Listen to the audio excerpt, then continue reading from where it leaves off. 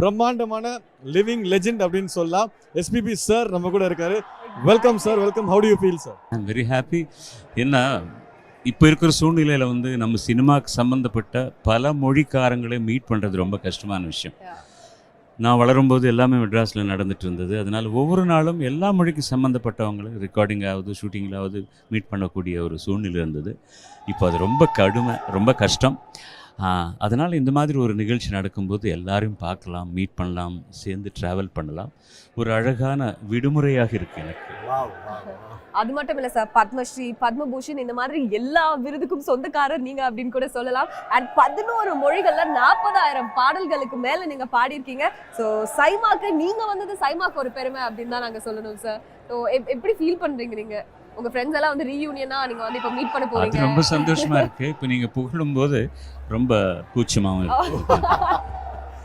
அவ்வளவுதான் சொல்ல முடியும். ஸோ சரியா பண்ணலன்னா யாரும் கூப்பிட மாட்டாங்க அப்படின்னு சொல்லியிருந்தீங்க சார். ஸோ அப்போ இருக்கக்கூடிய ரெக்கார்டிங் நீங்க பாத்தீங்கன்னா லைவ் ரெக்கார்டிங் இருக்கும். ஸோ மேல் சிங்கரா இருக்கட்டும், ஃபீமேல் சிங்கரா இருக்கட்டும், நீங்க வந்து போட்டி போட்டு ஒருத்தருக்கு ஒருத்தர் விட்டு கொடுக்காம பாடி அந்த ஃபீலை வந்து கரெக்டா கன்வே பண்ணுவீங்க. ஸோ இப்போ வந்து அது மிஸ் ஆகுது அப்படின்னு நினைக்கிறீங்களா?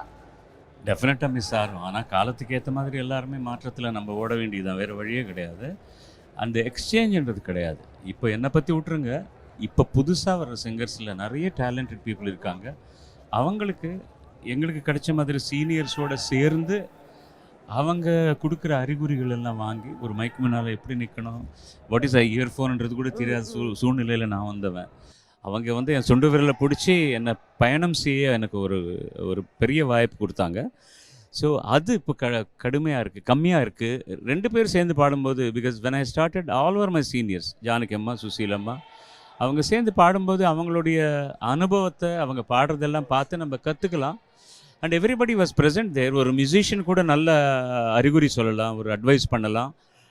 இப்போ அது கிடையாது. சில டைமில் யார் நம்மளோட பாடுறாங்கன்னு கூட தெரியாது. மேபி தட் இஸ் இப்போ இருக்கிற காலத்துக்கு ஏற்ற மாதிரி போக வேண்டியது தான், வேறு வழியே கிடையாது. எது நல்லது எது கெட்டதுன்னு நம்ம நிர்ணயிக்க முடியாது, காலம்தான் நிர்ணயிக்கும்.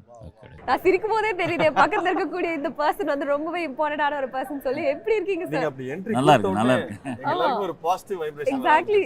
லுக் வைஸ் வந்து ட்ரெண்ட் மாறிட்டு இருக்குன்னு நீங்க சொன்னீங்க. பட் மியூசிக்ல ஒரு புது ட்ரெண்டை கொடுத்ததே நீங்க தான். அதுவும் அந்த முக்காப்லால வந்து ஒரு வேற ஒரு வாய்ஸ்ல பாடுறீங்க. மோனாக்கு வந்துட்டோம், லிங்காரேஞ்சி மோனா வரைக்கும் வந்துட்டோம்.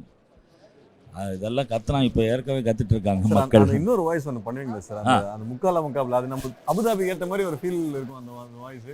அது எங்களுக்காக ஒரு லைன் பாடுங்க. அது ஆக்சுவலி நம்ம ஆர்டி பர்மன் சார் வாய்ஸ் தான், வேற ஒன்றும் இல்லை. அது மெஹபூபா மெஹபூபா மெஹபூபா மெஹபூபா அந்த வாய்ஸ் அன்றைக்கி நைட்டு 3 மணிக்கு டீ குடிக்கும்போது அதை கேட்டுட்டு முக்காலா முக்காபலா எல்லாம் அப்படின்னு பாட்டோம். அது எவ்வளோ ஒண்டர்ஸ் கிரியேட் பண்ணிடுச்சு. அது தேங்க்ஸ் டு ரஹ்மான் சார்.